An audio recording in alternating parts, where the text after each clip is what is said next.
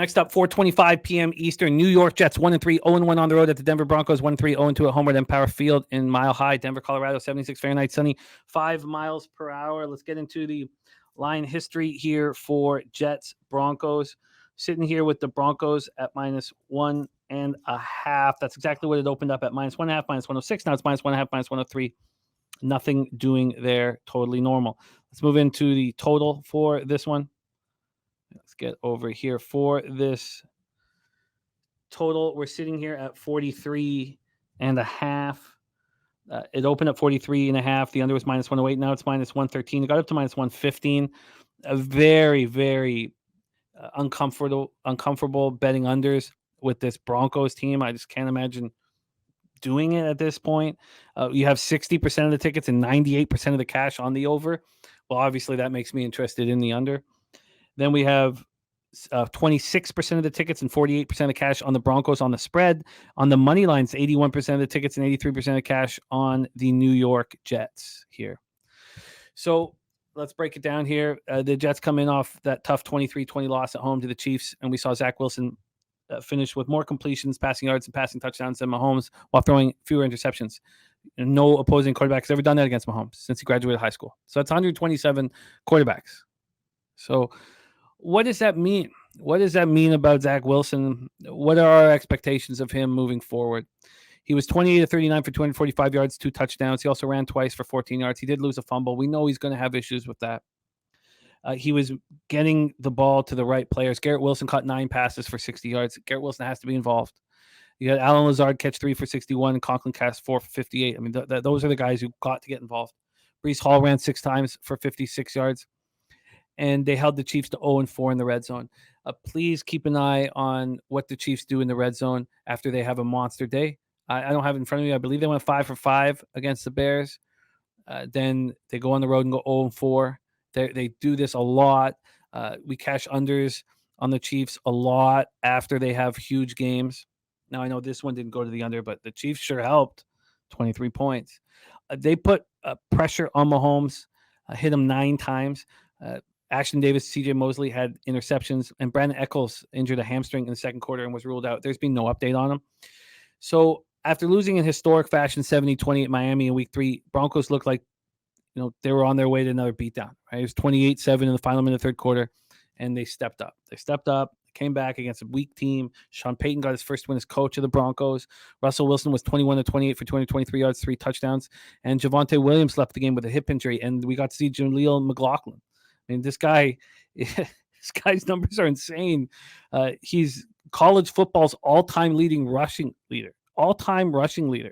8,166 yards. Now, it was Notre Dame College, Div 2, before moving to FCS, Youngstown State. But he's 5'7", and he's hungry. He wants to show everybody what he can do.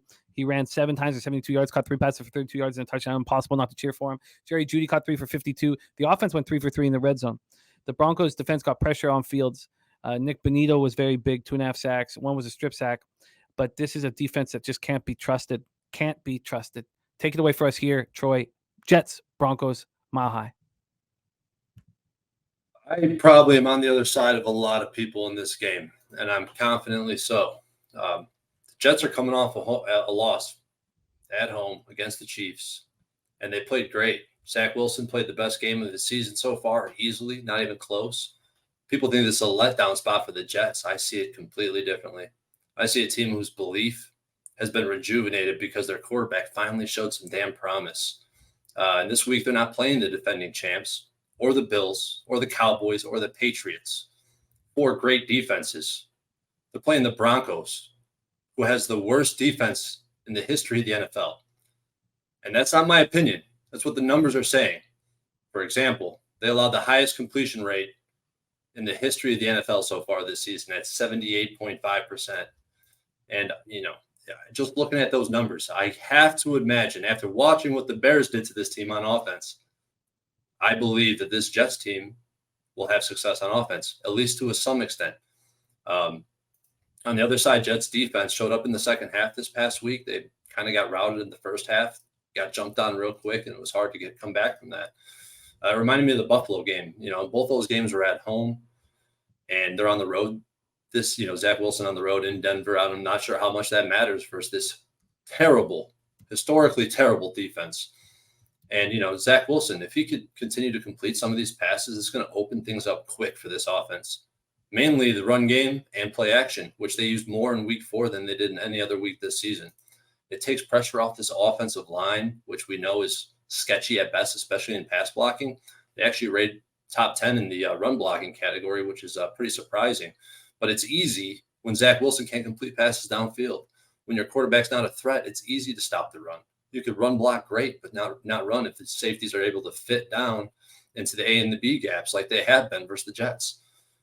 Meanwhile, the Broncos, they went toe-to-toe with the Chicago Bears. If Fields in this Bears offense, like I already said, man, if they can expose this defense and have explosive plays, I believe that the Jets and Zach Wilson can do so. Even if you omit that outlier walloping by the Dolphins, I mean, we've seen the Raiders. They were able to come into Mile High and get the win. The Commanders put up over 30 points. And then the Bears. I do not trust this Broncos team. I watched that game. And sure, I have concerns about Zach Wilson in this Jets offense. I don't think it's going to be all rosy, it's going to be all rosy from here. But this spot reminds me of the Commanders versus the Eagles in week 3.